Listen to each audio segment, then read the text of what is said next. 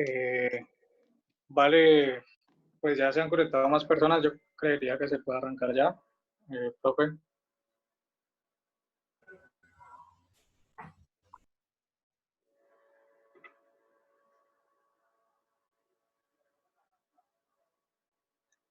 Vale, entonces daremos inicio a lo que es la conferencia, la presentación de Javier, y la programación es la siguiente: la pandemia y la creación del individuo, prácticas transformadoras para el mundo contemporáneo, por Javier Orlando Muñoz Bastidas, licenciado en Filosofía y estudiante de doctorado en Filosofía de la Universidad Pontificia Bolivariana, quien ya está presente. Entonces, le damos paso a Javier.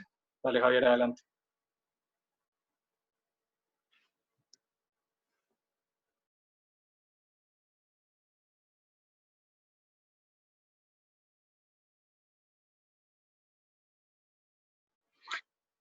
Parece que se desconectó Javier. Espera un momento. Ya ahí volvió.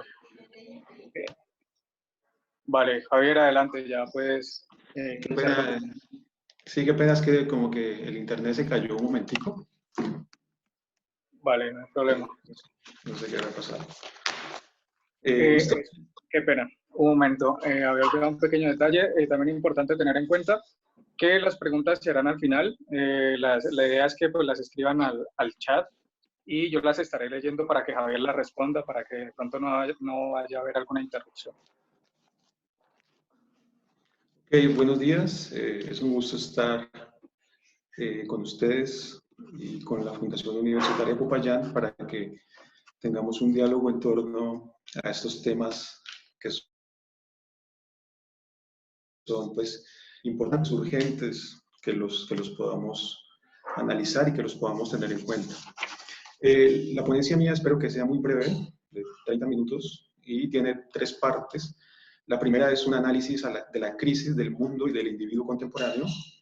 La segunda es un análisis sobre la pandemia como un instrumento de control social y del individuo.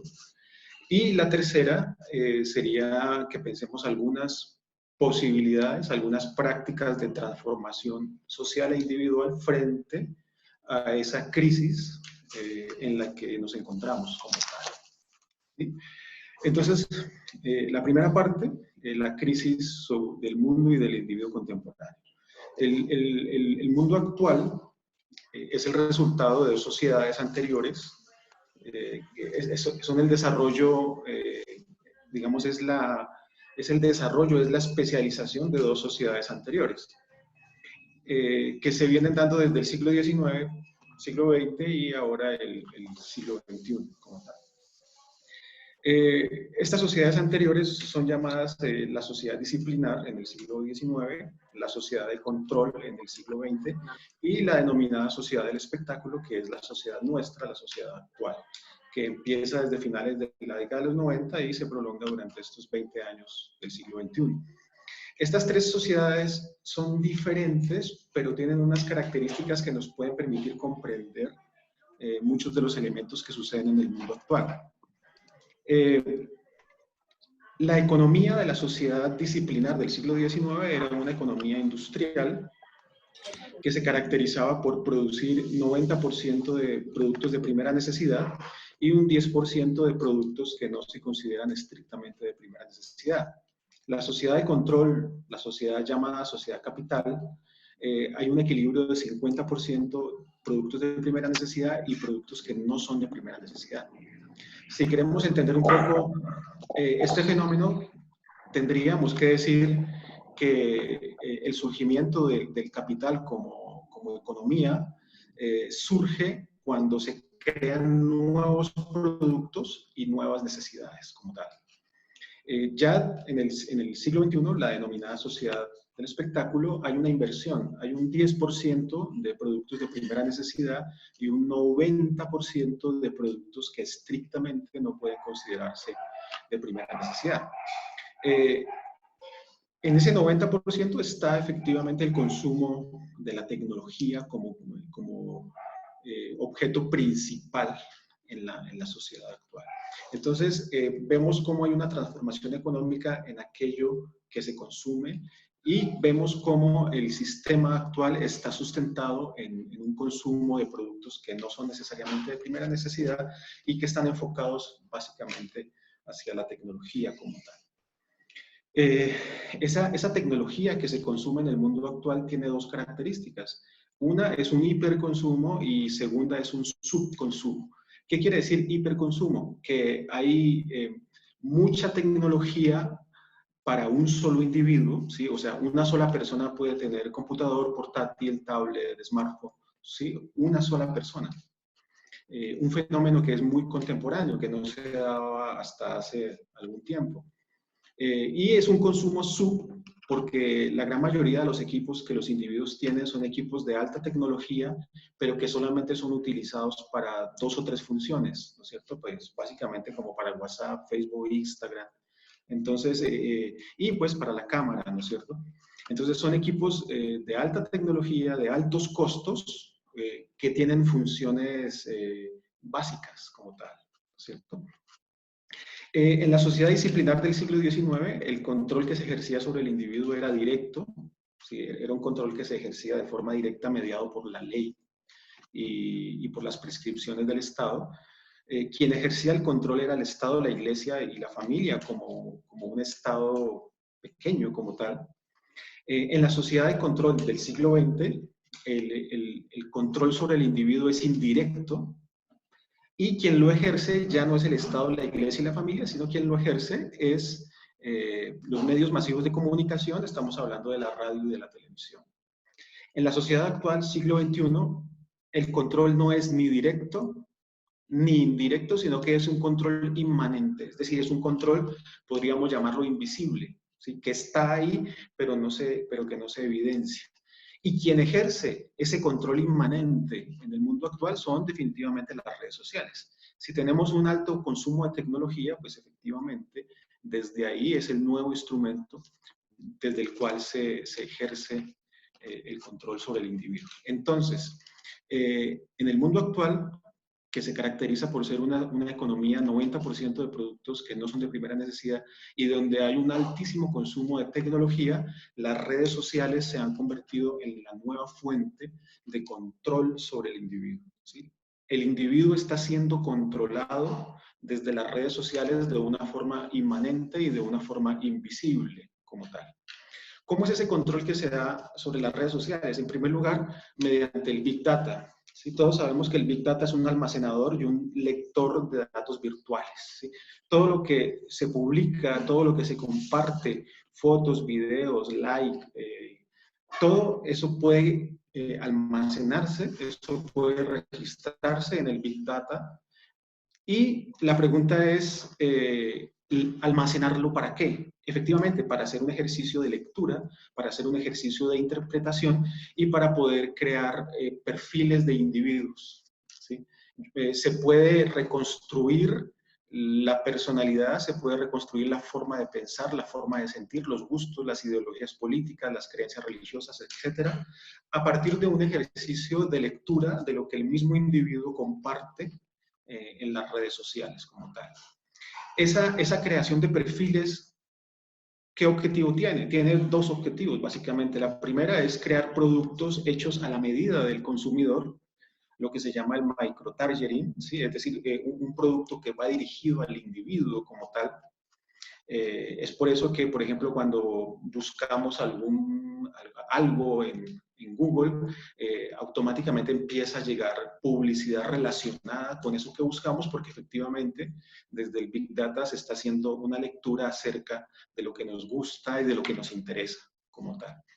Pero la segunda función que tiene el Big Data como lector de datos, la segunda función es poder influir sobre el individuo, ¿sí?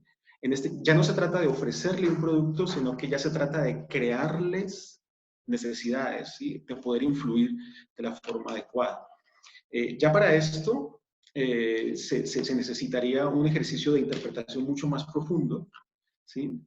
Lo que nos llevaría a pensar que desde el Big Data no solamente podemos reconstruir la personalidad evidente de lo que el individuo mismo está digamos, divulgando, sino que también podemos hacer una interpretación de lo que tal vez el individuo no es consciente de lo que de pronto él mismo estaría publicando. Entonces, digamos que para ser un poco más concretos, desde el Big Data podemos leer los deseos conscientes, pero también los deseos inconscientes del individuo. Es desde esos deseos inconscientes que el mismo individuo permite, desde donde se puede influir sobre el individuo. ¿Para qué?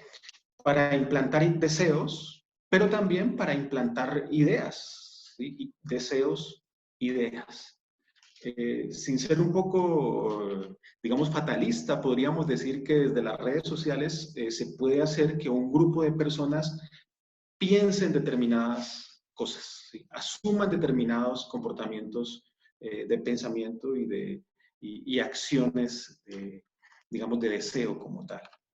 Entonces, de esa forma, en la medida en que desde las redes sociales se puede influir sobre los individuos, es que podemos analizar y pensar que efectivamente el nuevo instrumento de control son las redes sociales como tal. Desde ahí es muy fácil comprender que se están creando lo que se llama un psicoprograma. ¿Qué es un psicoprograma? Es proyectos de vida, ¿sí? Proyectos deseantes, proyectos psíquicos, formas de pensar a los individuos. Se nos están creando proyectos de vida como tal. Es por eso que lo anterior ha generado una crisis sobre el individuo como tal. ¿Sí?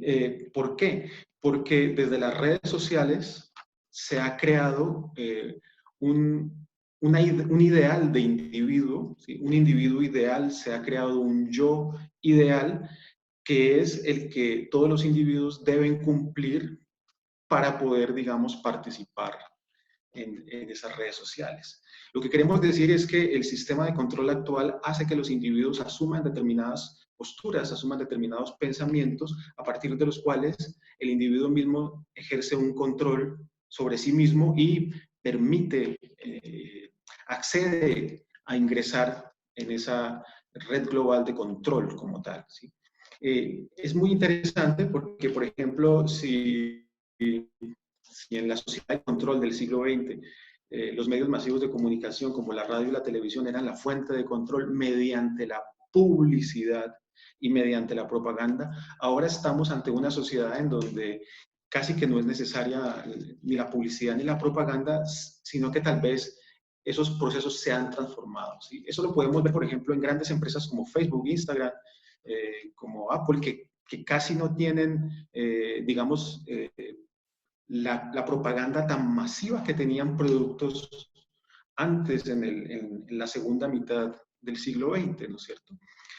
¿A qué se debe esto? Se debe a que efectivamente el individuo de forma voluntaria acepta entrar en el sistema de control actual. ¿Esto qué quiere decir? Que, pues, que a nadie obligan a abrir una cuenta de Facebook, de Instagram, a nadie obligan a descargar WhatsApp. Tampoco a nadie obligan a que se compre el último iPhone, ¿sí? No hay un ejercicio de presión ni de violencia sobre el individuo, sino que el individuo mismo se autopersuade, el individuo mismo se autoconvence de que es necesario entrar en ese sistema de control.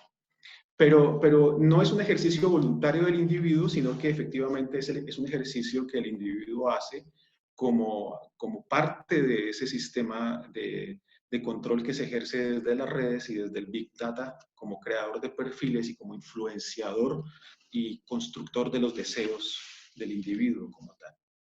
Entonces, desde ahí se ha creado un yo ideal que tiene tres características que se deben cumplir para que el individuo, digamos, pueda pertenecer a ese sistema como tal. Esas tres características son la belleza, el éxito y la felicidad, ¿sí? Son tres características que se tienen que expresar continuamente en redes sociales. Pero la belleza que se manifiesta en redes sociales es una belleza pulida, es una belleza pulcra, que es carente de contenido, ¿sí? Es una belleza que no pone en cuestión, ¿sí? La pulcritud la pulcritud que podemos ver en las selfies La pulcritud de los Photoshop es una pulcritud que no genera inquietud, ¿sí? Que no genera cuestión como tal. No tiene la capacidad de impactar y de cuestionar, ¿sí? De igual forma, el éxito que se promueve desde las redes sociales es un éxito que debe cumplir los parámetros del sistema económico regente, como tal, ¿sí? Estamos hablando de éxito en tanto se cumpla esos parámetros. Y la felicidad que se presenta en redes sociales es es una felicidad que está muy de la mano del pensamiento y de la actitud positiva, ¿sí? Es decir, estar siempre felices, siempre contentos, siempre optimistas, ¿sí? Un optimismo a ultranza que, si lo analizamos bien, es un optimismo desde el cual se sustentan procesos de autoexplotación, ¿sí? El individuo, al tomar la postura de un optimismo extremo, realmente lo que está haciendo es un ejercicio autoexplotador. ¿Por qué? Porque si por alguna razón el individuo se da cuenta de que no está cumpliendo esos ideales de belleza, de éxito que el sistema regente le está exigiendo, pues el individuo se va a culpar a sí mismo de no poder alcanzar esos ideales. No va a culpar al sistema de producción y de consumo, no va a culpar a, digamos, a políticas económicas, a políticas sociales, sino que el individuo se va a autoculpar como tal. Entonces, desde el positivismo se genera y se fomentan procesos de autoexplotación. Entonces, ese yo ideal que se ha construido desde las redes sociales, donde se manifiesta una belleza pulcra, un éxito según el sistema y una felicidad entendida como un proceso de autoexplotación, es lo que ha generado la crisis del individuo actual, ¿sí? ¿Por qué? Porque ese yo ideal no corresponde con el yo real.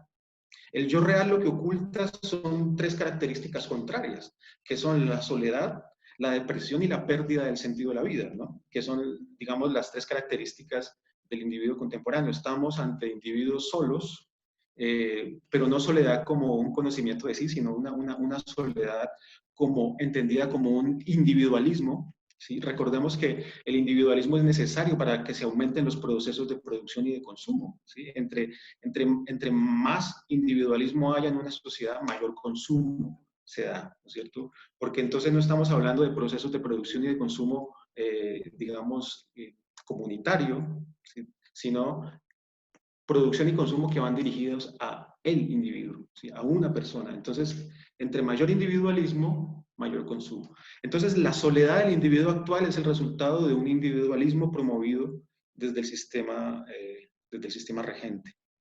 La segunda característica es la depresión.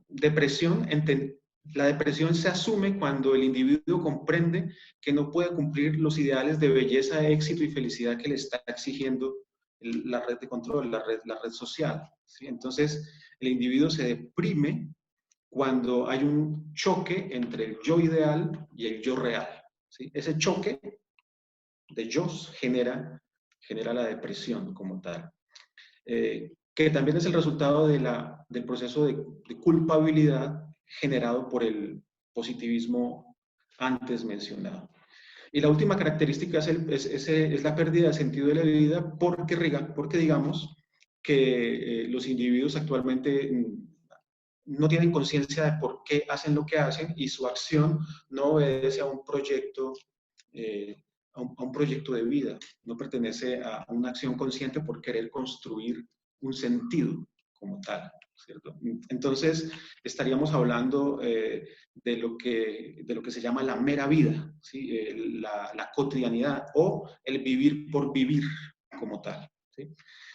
Entonces, para concluir esta primera parte, la sociedad actual, que es denominada sociedad del espectáculo, porque lo que se consume es tecnología de forma hiper y de un subconsumo, entendiendo por subconsumo, digamos, el acceso a equipos de alta tecnología, pero que solamente se utilizan para 2 o 3 funciones. Esa sociedad sustentada desde el Big Data y desde las redes sociales ha generado una crisis en el individuo bastante particular que realmente lo está poniendo en cuestión a él mismo y a dicho sistema como tal. La segunda, el segundo tema que les traigo, teniendo en cuenta lo que acabo de plantear, es cómo la pandemia actual está siendo utilizada como un instrumento de control sobre el individuo. Entonces, como ya nos dimos cuenta que en la sociedad disciplinar el individuo era controlado de forma directa, en la sociedad de control el individuo es controlado de forma indirecta y en la sociedad actual el control es ejercido de forma inmanente, entonces efectivamente la pandemia tenemos que entenderla desde esa inmanencia, desde esa intención de controlar al individuo desde un sistema inmanente sustentado en redes sociales. Esto nos tiene que hacer pensar que efectivamente la actual pandemia pues, es la primera pandemia online de la historia. ¿Sí? Es decir, es una pandemia que está sustentada desde información de las redes sociales. Pero es una información que tiene las características de las fake news o de las noticias falsas. ¿Sí? El fenómeno de las fake news o de las noticias falsas pues no es nuevo, pero ha tenido un gran auge en el último tiempo justamente a partir de la aparición y de la creación de las redes sociales. Las fake news están asociadas con la época de la posverdad. ¿Qué quiere decir posverdad? Posverdad quiere decir que hay una pérdida de interés por la verdad y que esa pérdida de interés por la verdad está sustituida por información emocional y de bajo contenido. ¿Sí? Entonces, cuando hablamos de posverdad no quiere decir que la verdad ya fue superada. ¿Sí? No, eso no quiere decir. Quiere decir que la verdad ya no importa, pero no la verdad trascendental. ¿Sí? O sea, no la verdad, digamos, de una trascendentalidad, no. La verdad entendida como la capacidad de poder generar un discurso argumentado, riguroso, que esté bien sustentado, ¿sí? Como la búsqueda de un auténtico conocimiento. Entonces, posverdad quiere decir que la verdad ya no interesa y que ese interés anterior, de las culturas anteriores por la verdad, se sustituyó por la divulgación de información emocional y de bajo contenido, ¿cierto? Eso es algo bastante muy importante. Información emocional que está ejerciendo no solamente una transformación en la forma de pensar, sino también en la forma de desear y en la sensibilidad de los individuos. Estamos ante una nueva sociedad en donde se está dando una transformación del individuo que tiene unas características más como de sensiblería que realmente de un proceso de construcción del deseo como tal. Pero las noticias falsas de las que estamos hablando tienen una característica muy fundamental y es que es una información falsa diseñada y divulgada intencionalmente. ¿Sí? Esa es la diferencia con otro tipo de noticias falsas o con otro tipo de información que no es veraz. La diferencia está en que las fake news es una falsedad construida con una intencionalidad como tal. ¿Sí? Esa es la gran diferencia. Entonces, si estamos intentando pensar que la pandemia actual es una fake news, tendríamos que analizar cuál es la intención con la cual se la ha diseñado. Tiene que haber una intencionalidad, o sea, no puede ser simplemente porque sí. Quisiera poner 3 ejemplos de noticias falsas. La primera la da Manuel Cruz de la Universidad de Barcelona. Él dice, los datos utilizados antes del referéndum por los partidarios del Brexit para convencer a los ciudadanos británicos de la conveniencia de abandonar la Unión Europea eran falsos y difundidos con pleno conocimiento de su falsedad. ¿Sí? Entonces, aquí miramos, este es un ejemplo claro de cómo una noticia falsa tiene la función de poder influir sobre los individuos para que se tomen determinadas decisiones como tal.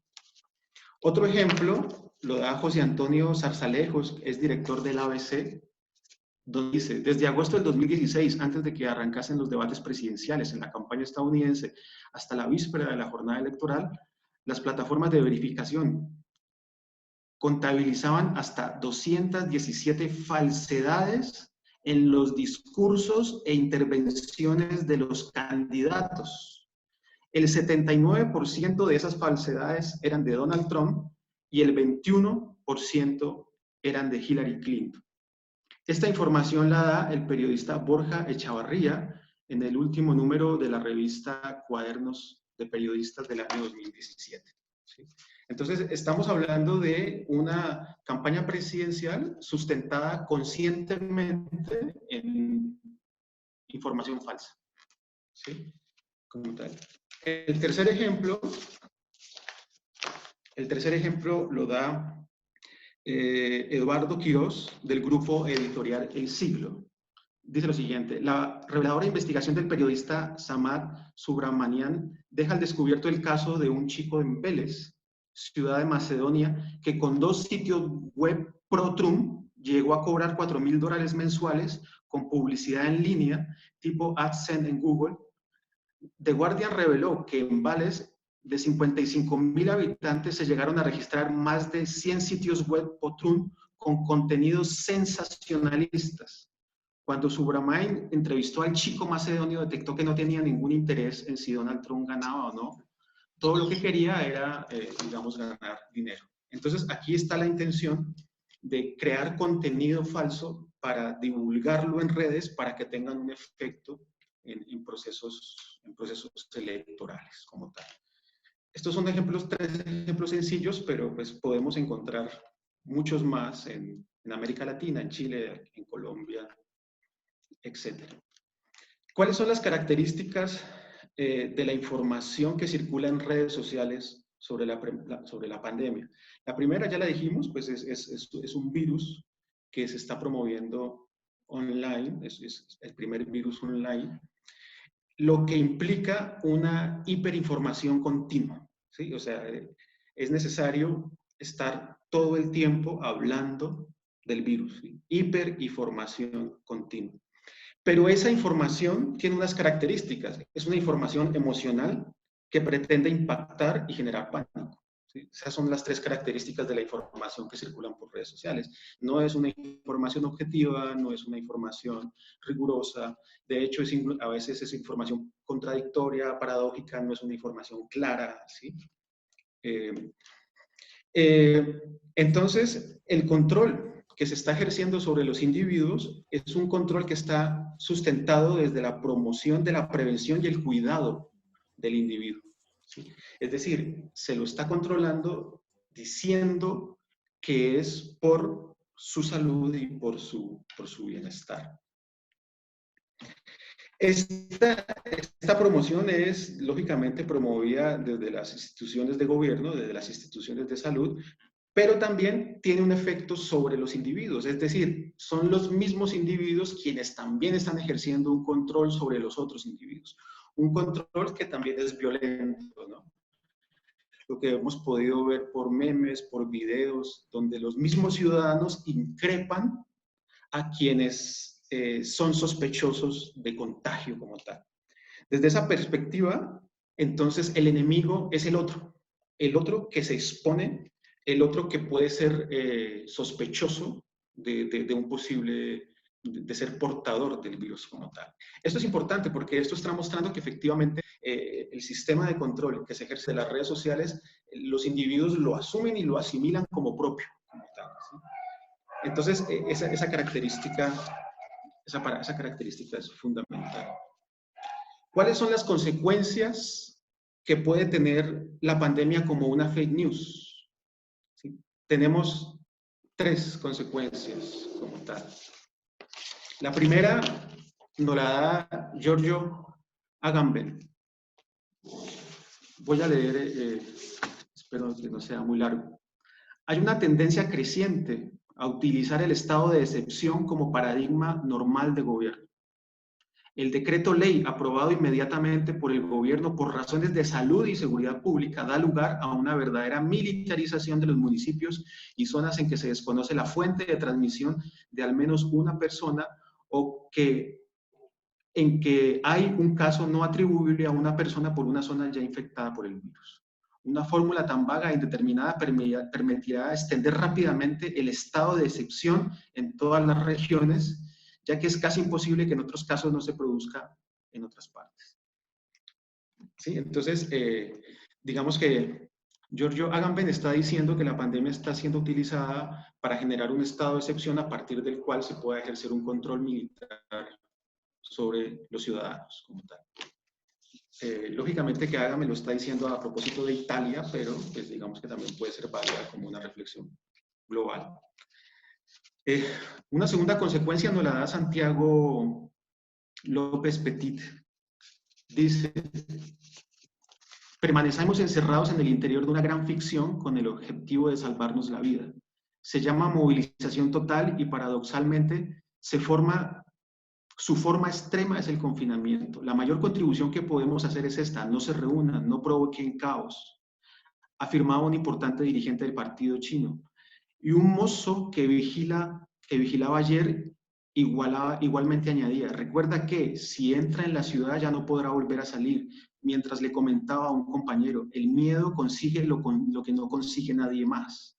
Pero la gente muere, ¿verdad? Sí, claro. Sucede, sin embargo, que la naturalización actual de la muerte cancela el pensamiento crítico, como tal, ¿sí? Entonces, la primera es que favorece el estado de excepción. La segunda, anula el pensamiento crítico. Y la tercera, pues nos la da el famoso Byung-Chul Han, cuando afirma que cada ciudadano en China debe ser evaluado consecuentemente en su conducta social. No hay ningún momento de la vida cotidiana que no esté sometido a observación. Se controla cada clic, cada compra, cada contacto, cada actividad de las redes sociales.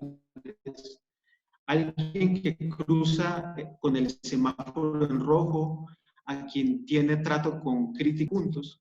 Entonces la vida puede llegar a ser muy peligrosa. Por el contrario, a quien compra por internet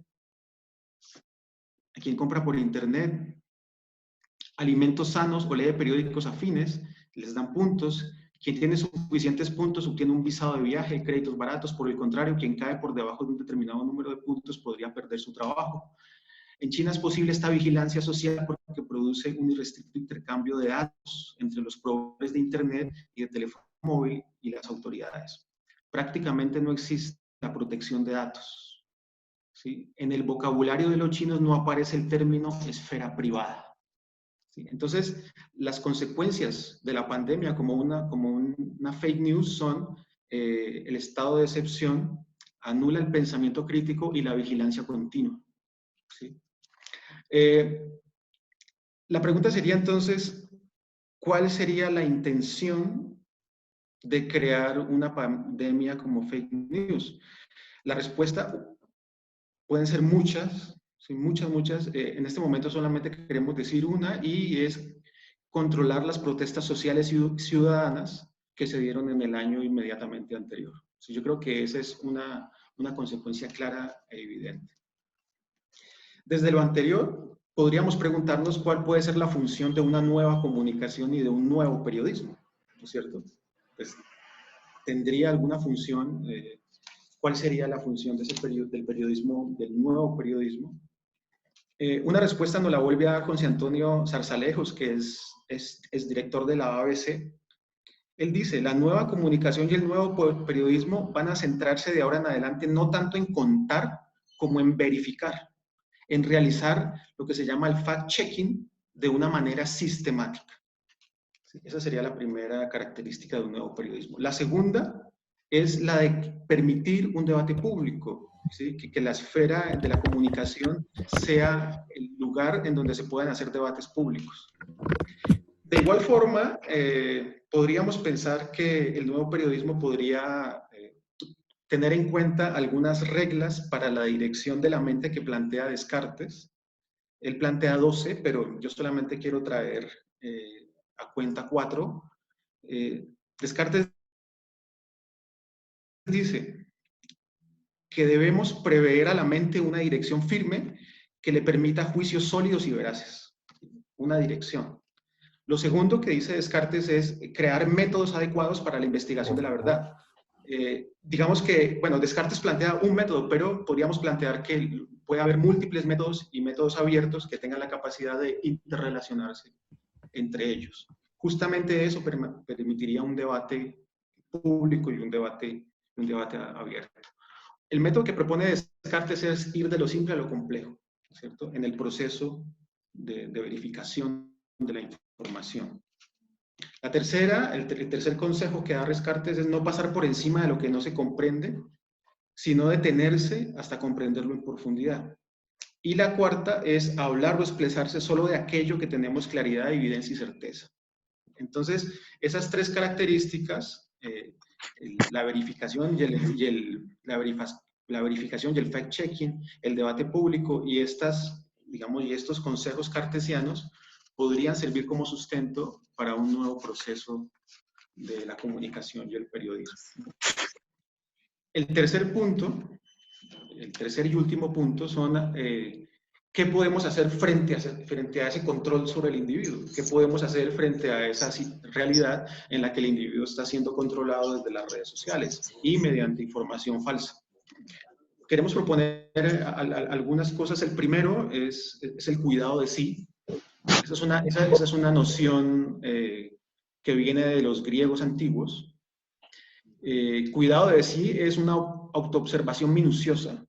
¿Sí? Observarse uno a sí mismo de forma minuciosa, de forma rigurosa, sin autocomplacerse, sino tratar de tener un conocimiento de sí. Un conocimiento de sí para o sea, yo me voy a conocer a mí mismo, transformarme. No es para más. Ese conocimiento de sí y ese proceso de autoobservación va a llevar a un control de sí no represivo. ¿Sí? Hay dos formas de control, un control represivo, pero también hay una forma de un control no represivo, un control que es el resultado de esa autoobservación. Esto va a generar la transformación y la evolución del individuo. De igual forma, los griegos antiguos decían que para un cuidado de sí mismo se necesita el conocimiento, ¿sí? La búsqueda del conocimiento, la auténtica búsqueda del conocimiento. ¿Esto por qué? Porque desde la perspectiva platónica, el conocimiento genera una acción eficaz, ¿sí? Aquel que sabe actúa de forma más eficaz, ¿sí? Actúa de forma más eficaz. La propuesta que traemos es la de pensar un nuevo modelo pedagógico. Ese nuevo modelo pedagógico tendría algunas características. La primera, el fomento del pensamiento crítico.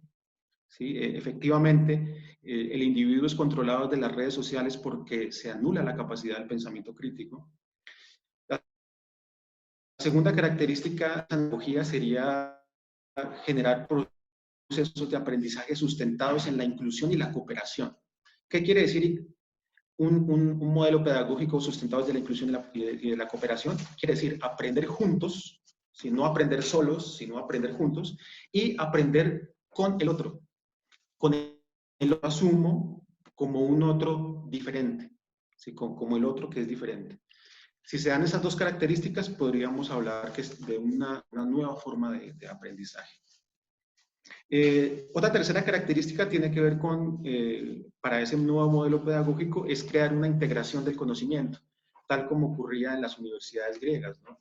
Recordemos que en las universidades griegas no había la separación disciplinar tan rigurosa que hay ahora, ¿sí? En donde una persona era especialista en un tema y solamente sabía de ese tema, sino que había una integración.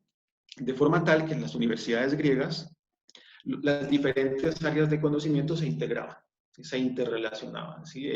El matemático podía hablar con el filósofo, con el poeta, con el médico, con el astrónomo, ¿sí? en una integración. De hecho, el conocimiento es integrado, solo que se lo separa, digamos, como para una facilidad metodológica de comprensión, pero todos los procesos de conocimiento están integrados. La última característica de ese nuevo modelo pedagógico tendría que ver con la afirmación de nuevas formas de aprendizaje, no solamente mediante el aprendizaje lógico, racional, sino sobre todo desde un aprendizaje afectivo como tal. ¿Sí? ¿Qué quiere decir aprendizaje? Que yo el otro, ¿sí? Lo asumo como un mundo posible, o sea, no es un ejercicio individual, sino que también es un aprender con el otro y el otro como un mundo por descubrir como tal. Esto hará una transformación en la sensibilidad de los individuos, de forma tal que pensar y sentir no son dos categorías contradictorias, sino que son categorías que se complementan. Otra tercera propuesta, otra tercera práctica de transformación sería la de pensar y aplicar un nuevo sistema de producción y de consumo sustentado en la cooperación y la solidaridad. La cooperación y la solidaridad van a permitir comprender cuál debe ser el uso adecuado de los recursos que son de uso común. ¿Sí? O sea, no podemos hablar de recursos de uso privado, sino recursos de uso común. Definir cuáles son los recursos de uso común y mediante la cooperación determinar cuál debe ser el uso adecuado. Hay una cuarta práctica transformadora que tiene que ver con las redes sociales. Si las redes sociales son una estructura inmanente de control, tendríamos que pensar en el rediseño de las redes. Eso ya es un proyecto un poco más ambicioso, pero lo podemos empezar a pensar. No solamente creando nuevo contenido, sino también haciendo un análisis mismo de la estructura inmanente de control que hay en las redes sociales, ¿no es cierto? Porque efectivamente las redes son una estructura inmanente de control. Entonces, una buena práctica de transformación sería empezar a pensar en rediseñar las redes. Y la última práctica de transformación es la que podemos denominar la creación de sí. Esto tiene algunas características. La primera consiste en una nueva comprensión del individuo. Comprenderlo no como un ser instintivo, sino como un ser que es posibilidad de. El ser humano, a diferencia de otras especies, tiene una base instintiva, una base biológica, pero también hay un amplio margen en la que la biología, digamos, y el instinto no operaría. Ese amplio margen es lo que hace posible que el individuo pueda crearse a sí mismo. Un ejemplo claro es, digamos, la sexualidad. Es evidente que hay una base instintiva, pero la sexualidad se puede transformar en erotismo. Como tal. Ese proceso de transformación de la sexualidad en erotismo es un proceso de creación de sí, de la sensibilidad del individuo.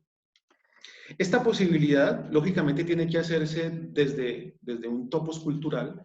Por eso estamos planteando una estructura, por eso estamos planteando una transformación del modelo pedagógico y estamos planteando la creación de nuevos sistemas de producción y de consumo. No es un ejercicio individualista, sino que tiene que ser un proceso social. Esto va a hacer que el individuo pueda tener dos características. Cuando yo me asumo a mí mismo como un proyecto, como una posibilidad de, me puedo dar cuenta que puedo ir más allá de mí mismo. ¿Sí? El concepto de, digamos, de naturaleza, de yo soy así, o más bien el concepto de determinación, es decir, que el individuo ya está terminado, se puede replantear y podríamos pensar que el individuo puede ir más allá de sí mismo. Y esto lo puede hacer siempre que tenga la posibilidad de asumir altos niveles de presión sin destruirse, como tal. Que es un planteamiento que es lo que planteaba el filósofo Nietzsche, ¿no es cierto? Nietzsche decía, si asumimos altos niveles de tensión, de presión, sin que nos destruya, podemos transformarnos en algo mejor. ¿Sí? Podemos generar una evolución en nosotros mismos, como tal. Esos niveles de presión están muy relacionados con el pensamiento crítico, están muy relacionados con los procesos de lectura crítica, de asimilar la información de las redes sociales de forma rigurosa, ¿sí? De no conformarse simplemente con la opinión que se diga, sino en tratar de mirar lo que está más allá de lo que aparece como tal. Desde esta medida, si el ser humano es un proyecto de sí mismo, debe crear un sentido como tal, ¿no es cierto? Albert Camus decía que la vida era absurda porque no tenía sentido, pero que eso estaba muy bien, porque si la vida no tenía sentido, podemos crearle múltiples sentidos como tal. Como diría el biólogo Humberto Maturana, el hombre es aquel que necesita comprender para poder vivir como tal. Esto nos va a llevar a lo que Sloterdijk planteaba, y es que el hombre es aquel que puede hacer posible aquello que puede parecer imposible. Y el ejemplo que él cita es el de un violinista del siglo XVII, XVIII, XIX, que se llamaba Karl Hermann Untan, que nació sin brazos, pero se convirtió en un excelente y virtuoso violinista, tocando el violín con los pies. Entonces, la reflexión que hace Sloterdijk es cómo puede ser posible que una persona en condiciones desfavorables, como es el nacer sin brazos, se haya convertido en una persona virtuosa. Virtuoso en el sentido de la concepción griega de virtud, es decir, virtuoso es aquel que lo que hace lo hace de forma excelente, como tal. Esa es la concepción de virtud. Entonces, efectivamente, una persona que nació con condiciones desfavorables pudo tener la capacidad de superarse a sí mismo, de crearse a sí mismo y de poder hacer lo impensable. Entonces, esas son las prácticas de transformación. Se las repito: cuidado de sí, nuevo modelo pedagógico, nuevo sistema de producción y de consumo, pensar en un rediseño de las redes y la creación de sí mismo como proyecto. Muchas gracias. Podemos pasar al diálogo y a la conversación.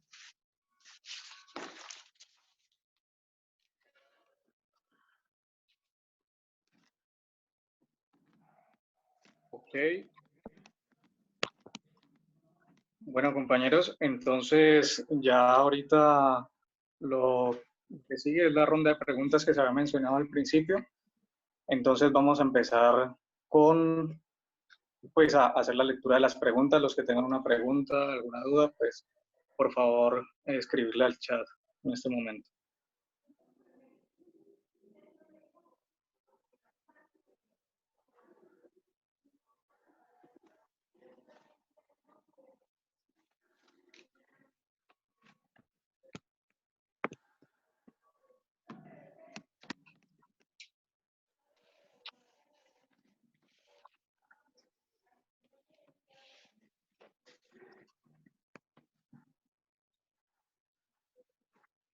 Bueno, ahí ya están escribiendo la primera pregunta.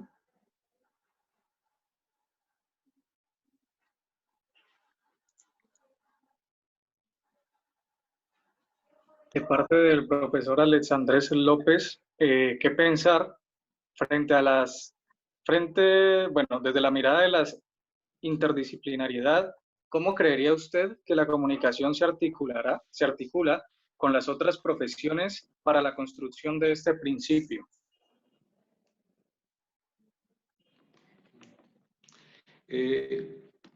Dijimos hace un momento que una de las características de la nueva comunicación y del nuevo periodismo es hacer los procesos de verificación rigurosa, ¿no es cierto? Entonces, la comunicación como área de conocimiento debería ser la encargada de hacer ese proceso verificador, ¿no es cierto?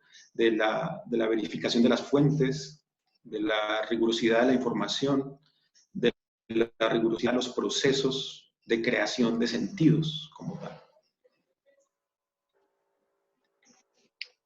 Vale, a ver.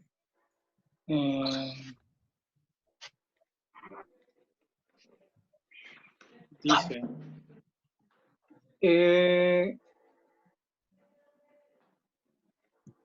bueno, qué pena, la pregunta, sí, hace la aclaración una compañera, la pregunta anterior era por parte del profesor Carlos Zapata. ¿Quién más tiene alguna otra inquietud, otra pregunta?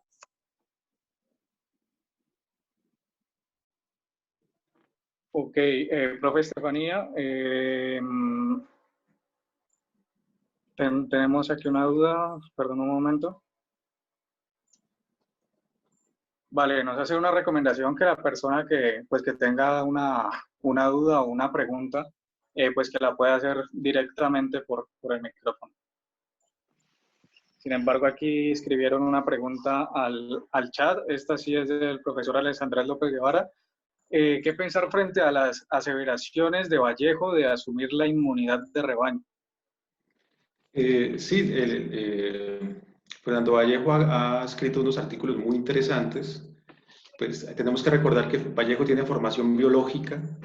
Él, además, pues, de ser escritor y de tener formación en cine, pues también tiene formación biológica. Él escribió un libro muy interesante que se llama La tautología de Darwin.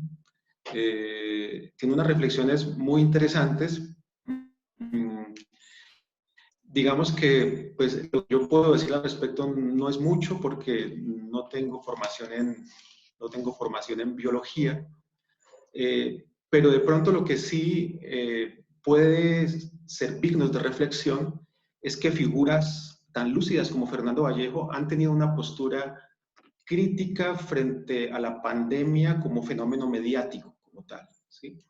Entonces, esas figuras que también se han dado varios a nivel mundial, como los filósofos que yo acabo de leer, como Byung-Chul Han, como Agamben, el mismo Enrique Dussel, ¿sí? Están tomando una postura de análisis y de reflexión crítica frente al sistema mediático que atraviesa la pandemia como tal. Vale, entonces, sí, compañeros, quien tenga otra pregunta puede hacerla directamente desde el micrófono. Aquí aparece otra pregunta que está escrita en el chat, entonces la transmito por parte nuevamente del profesor Carlos Zapata. Desde los antecedentes históricos con las situaciones anteriores de pandemia, como la gripe española, ¿qué procesos, qué procesos deben repensarse pudieron darse que nos den una guía a aquellos contextos, de aquellos contextos? No entiendo bien la pregunta, qué pena. Vale, yo creo que mejor el profe Carlos, si está por ahí, se la transmita a él. Buenos días, ¿me escuchan? Sí, perfecto, buenos días. Bueno, primero que todo agradecerle el espacio y todo el contexto que nos pudo dar el día de hoy en este evento programado. Gracias. Mi pregunta estaba dirigida acerca de antecedentes que se han dado históricamente, como lo que sucedió con la gripe española y esas situaciones de pandemia. Si usted pudiera o si usted tuviera algún dato de esas situaciones de repensar la comunidad, usted podría decirnos qué sucedería o qué pasó en esos momentos que podría darnos una guía a lo que está pasando el día de hoy. Lo que pasa es que, como dije al inicio de la charla, desde el siglo XIX, siglo XX y siglo XXI hemos asistido a unas transformaciones sociales de una sociedad disciplinar a una sociedad de control y a la actual sociedad, llamémosla sociedad del espectáculo, o con Lipovetsky llamémosla una sociedad del vacío. Entonces, esas transformaciones culturales han ido de la mano, primero, de un desarrollo económico, ¿sí? De un desarrollo económico, y segundo, han ido de la mano de transformaciones sociales. Entonces, con toda seguridad que un virus, que una pandemia en determinado contexto económico y social se trabajará, se asumirá o se asumió de una forma muy diferente al contexto económico y social en el actual, lo que hace que el tratamiento, la forma de asimilar casos similares, pues sean completamente diferentes como tal, ¿cierto? Digamos que la situación actual ha generado las condiciones ideales y precisas para hacer de la pandemia, pues, una crisis social y una crisis en el individuo como tal. De pronto, en sociedades anteriores, las pandemias se podían trabajar de otra forma, ¿sí? En dinámicas distintas. Lo que estamos proponiendo es que no se está poniendo en duda la existencia del virus. Creo que eso no tendría sentido ponerlo en duda, si no estamos diciendo que el virus no existe, sí existe. Simplemente lo que estamos diciendo es que está siendo utilizado como un mecanismo de control, que es completamente diferente. Entonces, frente a esa pretensión clara y consciente de utilizar la pandemia como un mecanismo de control, tendríamos que plantear alternativas. Una de ellas es la del pensamiento crítico, la del pensamiento riguroso, la del pensamiento detenido, ¿no es cierto? La del pensar lento. Y también la que hablaba el periodista español, la de hacer el fact-checking, ¿sí? El seguimiento minucioso a esa información como tal. ¿Sí? Entonces, yo creo que a partir de ahí, de ese análisis minucioso podríamos plantear estas alternativas que estamos proponiendo. ¿Por qué? Porque si un individuo ejerciera un auténtico pensamiento riguroso, no quiere decir que se va a volver irresponsable, no. Lo que quiere decir es que frente a ese pensamiento riguroso va a tener una conciencia real de lo que podría estar pasando. Mil gracias, doctor Javier. Gracias.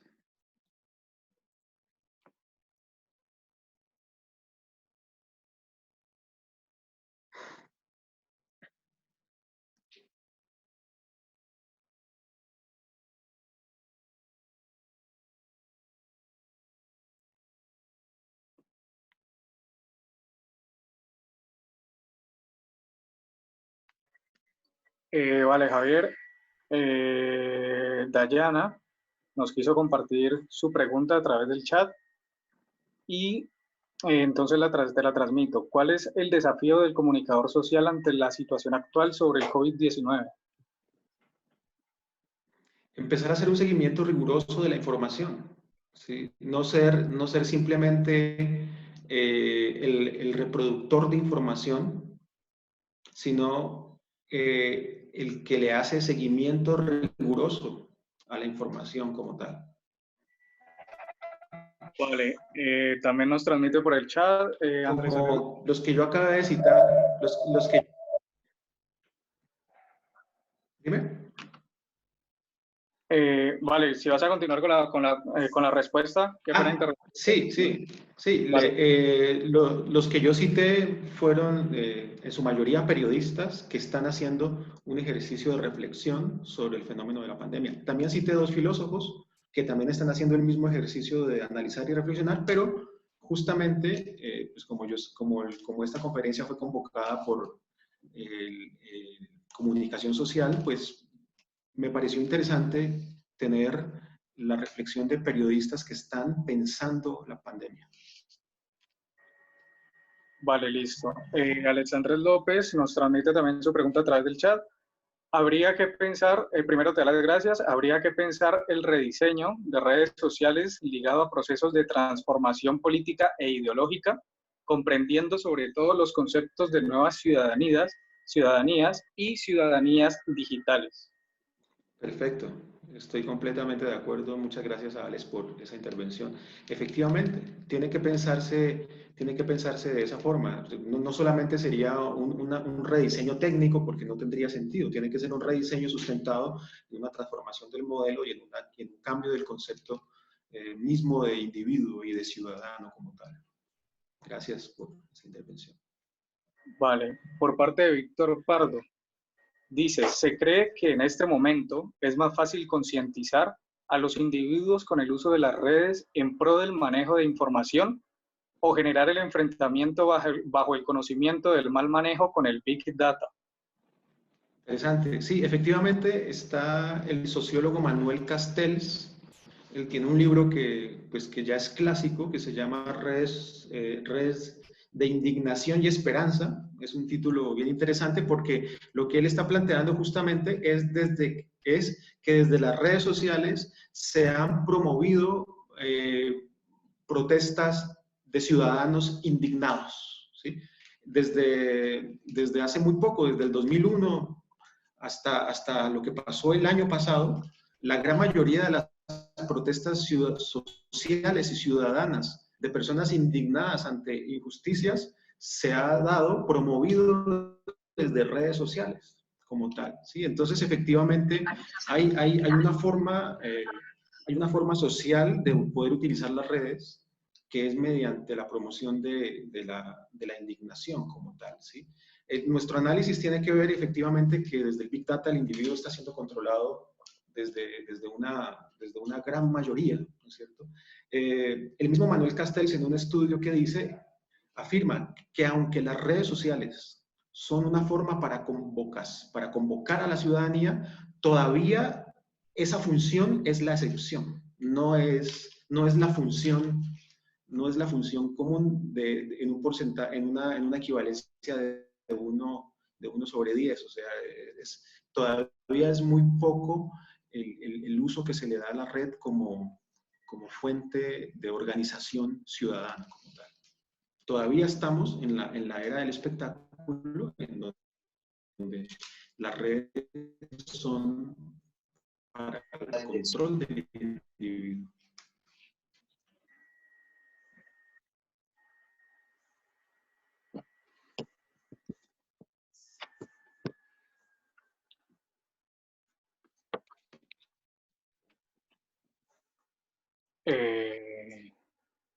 Javier, no sé si se les desconectó. Pues es que está mal. Ya, sí, te habías pausado durante un momento. Te puedes continuar. ¿Qué pasó? ¿Se cayó la red? Sí, parece, o sea, se te pausó el video por un segundo y no se te siguió escuchando. Ah, ya. Bueno, entonces, qué pena. Lo que yo estaba diciendo es que efectivamente las redes sociales pueden ser utilizadas como una forma de convocar a ciudadanos indignados, pero que a pesar de eso, esa función que tienen las redes sociales todavía es la excepción, todavía no es la utilización, digamos, masiva, ¿sí? En un amplio margen, casi que en un 99% de las redes sociales están siendo utilizadas para entretenimiento y, por lo tanto, para el control del individuo. Vale, Diego Román pregunta, ¿cómo analiza el libro Un Mundo Feliz de Huxley en relación a la pandemia? El libro de Huxley es un libro en donde estamos en una sociedad, digamos, entre comillas, perfecta, donde se ha eliminado el dolor, se ha eliminado la pobreza, se ha eliminado la vejez y los individuos viven en una especie como de paraíso social. ¿Pero a cambio de qué? A cambio de un control absoluto por parte de las instituciones de gobierno. Total, un control absoluto de los individuos. Un control que también, desde la novela de Huxley, es un control biológico, ¿sí? O sea, los individuos han sido modificados biológicamente para que no tengan la capacidad de poder ejercer un pensamiento crítico y un pensamiento diferenciador.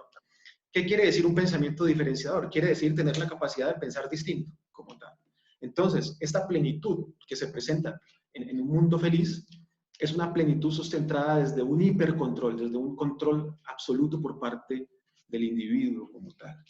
Eso podríamos decir. Ahora bien, si analizamos un poco las redes sociales y si analizamos que las redes sociales están siendo un instrumento de control sobre el individuo, podríamos pensar que lo que plantea Byung-Chul Han de un control absoluto, de un nuevo panóptico ejercido desde las redes sociales, pues no está muy distante, ¿no? O sea, las redes sociales son el nuevo panóptico. ¿Qué quiere decir panóptico? Quiere decir, las redes sociales son la nueva forma de vigilancia continua, ¿sí? Total sobre el individuo. Una vigilancia que se la hace para poder ejercer un control como tal.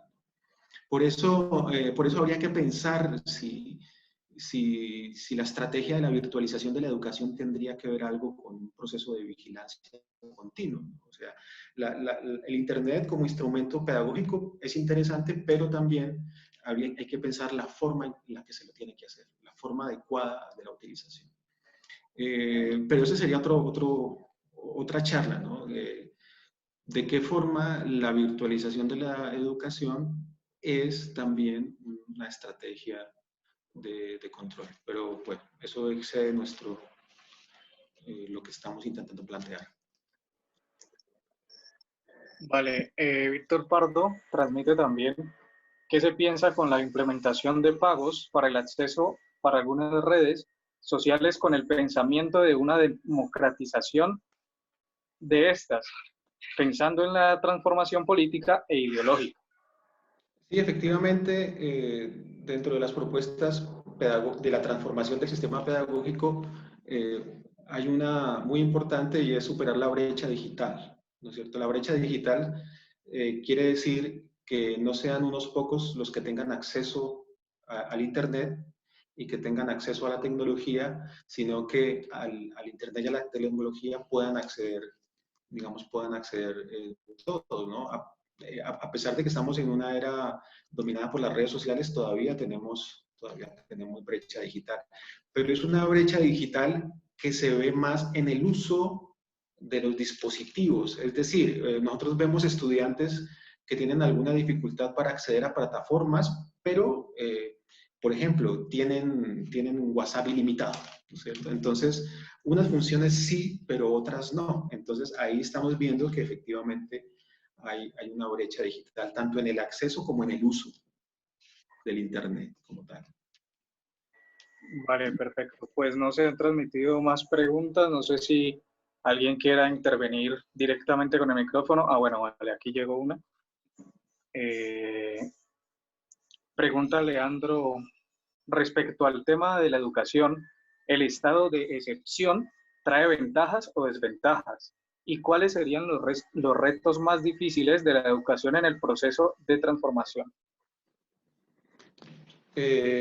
No, claro, el estado de excepción, tal como lo plantea Agamben, es utilizado para que a partir de ahí se implanten decisiones. ¿Sí? Es decir, entonces como estamos en un estado de excepción, podemos hacer esto, podemos tomar estas decisiones, podemos implementar estas normas, estas leyes, justificados en esa excepcionalidad como tal. Pero ese tal estado de excepción realmente es una estrategia para digamos, la implementación de algunas determinaciones, ¿no? Agamben lo estaba planteando en Italia, Byung-Chul Han lo está planteando en China, pero efectivamente podemos mirar que es una estrategia global, ¿sí? O sea, no es una estrategia que dependa de algunos sectores, sino que es una estrategia global.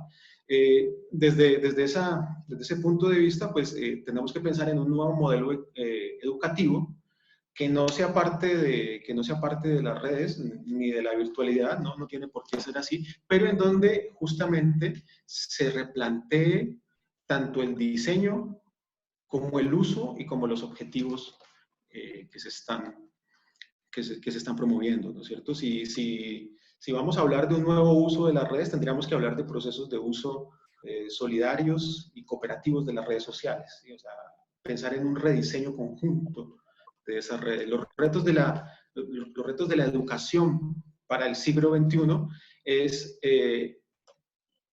ir en contra de la masificación de información de baja calidad que transforma la sensibilidad y la estructura de pensamiento de los individuos como tal, ¿cierto? Dijimos que la información de baja calidad transforma la sensibilidad y transforma la forma de pensar, ¿sí? Construye deseos distintos y genera proyectos de vida distintos, pero si hablamos de un sistema educativo distinto, tendríamos que pensar en una educación afectiva que tenga la capacidad de transformar esa sensibilización y de transformar los procesos deseantes y los procesos de deseo, de pensamiento. Perdón. Vale.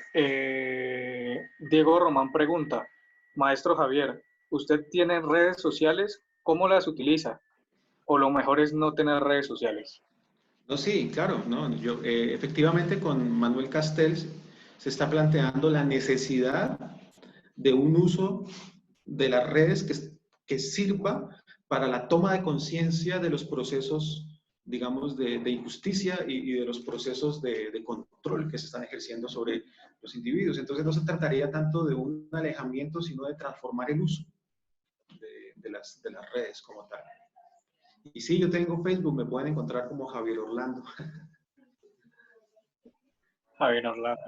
Vale, entonces reitero, si alguien quiere participar directamente abriendo su micrófono y preguntándole o en el chat, o si digamos ya no hay más preguntas.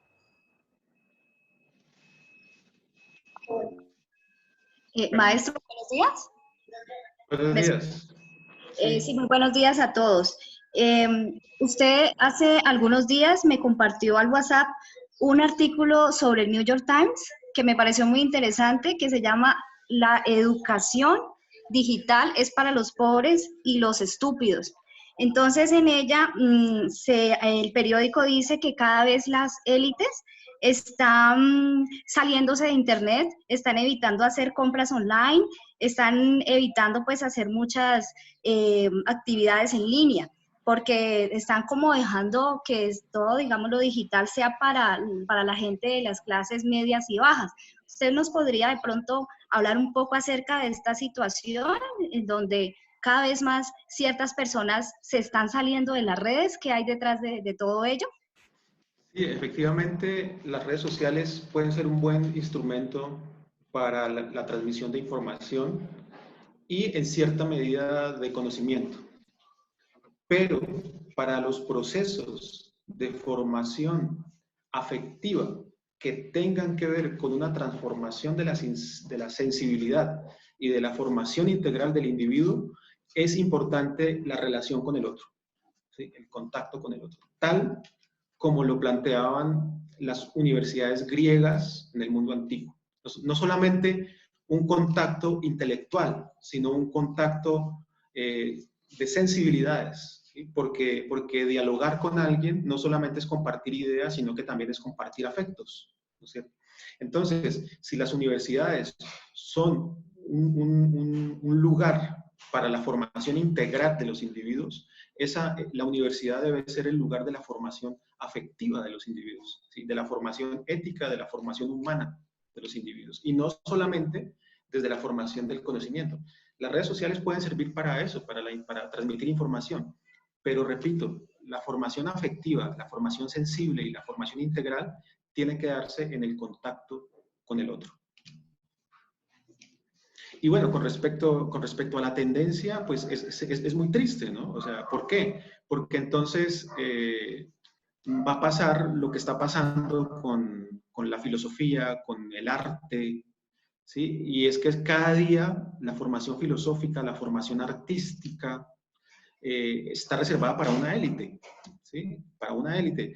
Digamos que la gente del común, la gente del pueblo, cada vez va a tener más dificultades para acceder a una formación filosófica, para acceder a una formación artística, ¿no es cierto? ¿Por qué? Porque se está tendiendo a que la gente de escasos recursos tenga formación técnica, ¿sí? La gente de clase media tenga formación profesional, pero en profesiones que sirvan, equivocadamente. En cambio, la clase alta sí se puede dar el lujo de estudiar filosofía sin preocuparse por nada. Entonces, me parece que eso está generando procesos de desigualdad, ¿no es cierto? Entonces, si una persona es rica, si es pudiente, si tiene mucho dinero, puede estudiar filosofía o puede estudiar música. De lo contrario, le tocaría estudiar una carrera, digamos, que le dé una formación técnica o tecnológica que lo habilite para un desempeño laboral. Con respecto a la virtualidad, entonces sería muy triste que las clases bajas estén condenadas a una educación virtual y solamente las clases altas puedan acceder a una formación de relación con el otro. De hecho, en el artículo que mencionas, se está hablando de que cada día se está fomentando más la educación campestre, ¿no? El contacto con la naturaleza, el aire libre, el poder respirar como tal. Entonces, pues esto sería una gran tristeza, que solamente un sector privilegiado pueda tener acceso a una educación integral, a una educación de calidad. En cambio, la gran masa de ciudadanos tenga una educación de ética que no le permite la formación íntegra de él como individuo. Vale. Diego Román pregunta, ¿cuál es el papel o importancia de las artes como cine, poesía o música en esta pandemia y o crisis del individuo? En las redes sociales nos encontramos con el fenómeno de una belleza, como dijimos, pulcra, pulida, que es el resultado de un proceso de pulimiento generado desde la tecnología, es decir, desde el Photoshop, desde las aplicaciones. Entonces, esa belleza es una belleza pulcra, pero es una belleza que no conmueve, que no cuestiona, ¿sí? que no pone en cuestión al individuo mismo como tal. ¿Sí? Es una especie de belleza autocomplaciente, ¿no es cierto? No genera ninguna cuestión. La función del arte tendría que ser la de conmover, la de cuestionar y la de estremecer. Esa debería ser. Poner en cuestión al individuo, ¿sí? Sobre sí mismo como tal. Entonces, los fenómenos estéticos deberían tener la función de generar en el individuo una conmoción interna que le haga preguntarse sobre sí mismo y sobre el mundo. Vale. Esperemos si alguien más transmite una pregunta o decide participar directamente.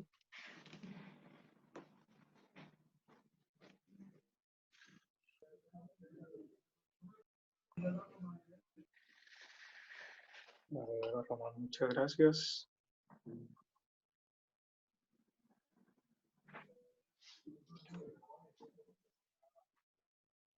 Bueno, tal parece que no hay más preguntas. Entonces, profe Estefanía, damos por terminada la conferencia. Vale. Perfecto. Entonces, compañero Javier, muchas gracias por el espacio, muchas gracias a todos por la asistencia y pues espero se pueda presentar una próxima oportunidad. Gracias. Muchísimas gracias a todos, especialmente a la profesora Laura y a Estefanía también por la acogida y por la invitación a estos importantes y fundamentales espacios de reflexión. Un abrazo para todos. Muchas gracias. Bueno, hasta luego. Que estén muy bien. Hasta luego. Antes de irnos, los invitamos a nuestro ciclo de conferencias de la Semana Social. El día de mañana tendremos la conferencia del profesor Pablo Otero y este viernes el grupo Convoca presenta sus semilleros. Los esperamos a todos. Muchísimas gracias. Vale, profe. Gracias. Adiós a todos.